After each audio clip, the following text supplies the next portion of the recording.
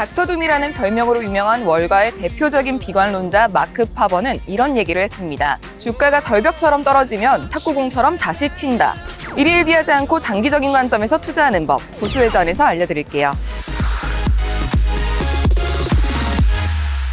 고수님 혹시 그거 아세요? 어떤 거요? 고수님이 알려주신 소학주 종목들이 모두 다 우상향했다는 거. 아, 그 소학주들 정말 제가 생각해도 정말 좋은 종목으로만 뽑습니다. 방송 오기 전에 수익률 조사를 해봤더니요. 첫 번째 소학주 같은 경우에는 21%. 예. 네. 그리고 두 번째 소학주 같은 경우에는 15%. 와. 그리고 세 번째 소학주는 4%. 그러니까 모든 소학주들이 플러스 수익을 내고 있고요. 그 외에도 이어지고 있는 소학주들도 정말 제가 봐도 너무 이쁜 종목들이 많습니다. 네, 오늘 소학주도 그러면 기대해봐도 되겠죠?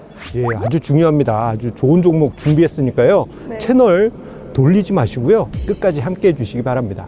네, 채널 고정해주시고요. 오늘은 어떤 투자 전략 들고 오셨나요, 고수님? 오늘은 부부의 세계 투자 비밀을 들고 왔습니다. 부부의 세계는 드라마잖아요, 고수님. 그렇죠. 우리 방송의 강력한 라이벌. 예, 부부의 거기는 아니고요. 네. 자, 부자가 될 수 있는 부정할 수 없는 투자 비밀 3개입니다. 드라마 부부의 세계만큼 재밌을지 기대가 됩니다. 지금 당장 수익률을 높여주는 부부의 세계 전략은 무엇일지 주식 덕후의 투자 공식, 주식 덕후의 투자 공식. 경영승계 과정이 있는 기업의 회장님의 건강을 체크하라. 그 드라마 음악 있잖아요. 갑자기 긴장감 고조되는 음악이 네. 막 빵빵빵 울려 터져야 될 것 같아요. 맞아요. 그 BGM이 꼭 있어야 됩니다. 자, 경영승계 과정에서 자식에게 어떤 높은 직책을 줬다고 해서 끝나는 게 아니에요. 다른 주주들에 의해서 쫓겨날 수도 있기 때문입니다.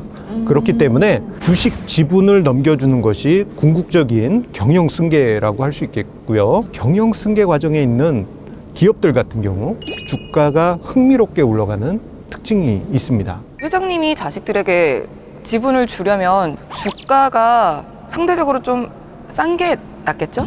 너무 많은 걸 알고 계세요. 혹시 경영승계 갖고 계신 건 아닌가요? 하고 싶어요. 어떻게 경영승계 해주실 분 예. 연락 주세요.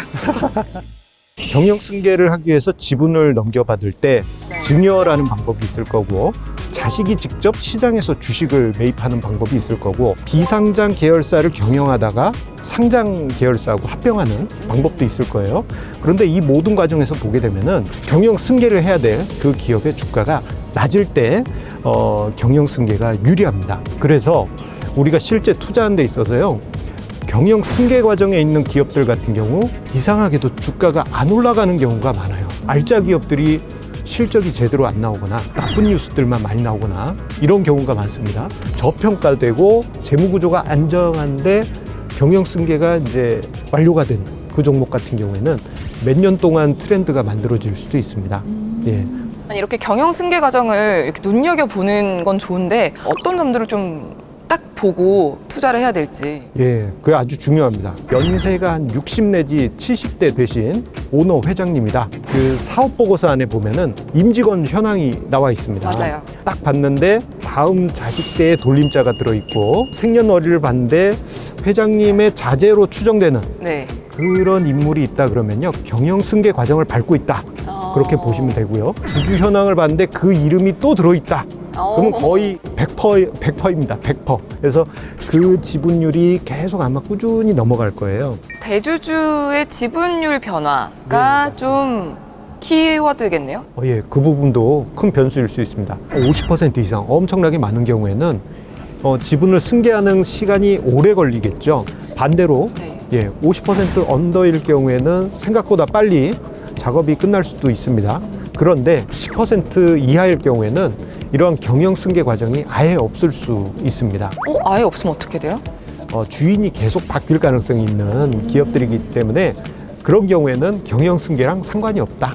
그렇게 이해하시는 게 좋겠습니다. 그러면은 어느 정도가 적당할까요? 대략 한 30-40% 정도? 그러면은 생각보다 빨리 작업이 진행이 되겠죠?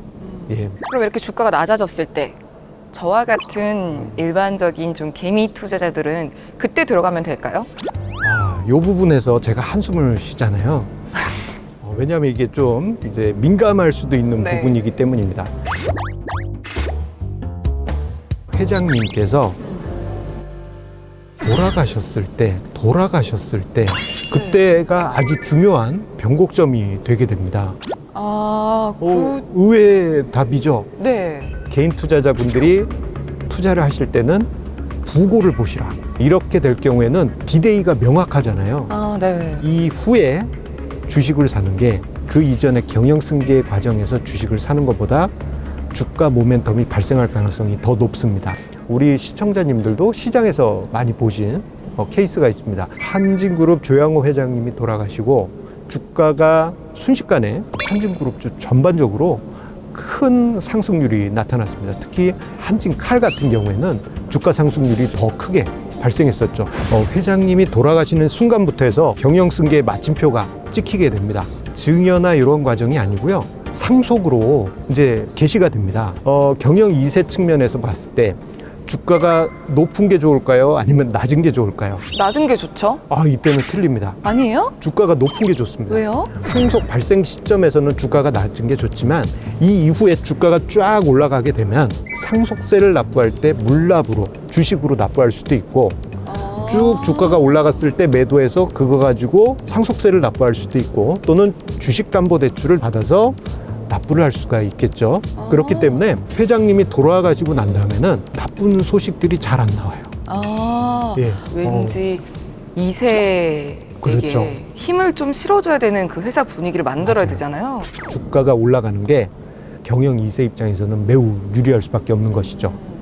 그러면 시청자분들께 좀 더 와닿도록 투자하셔서 수익을 보셨던 사례가 있을까요? 예, 사례가 있고요.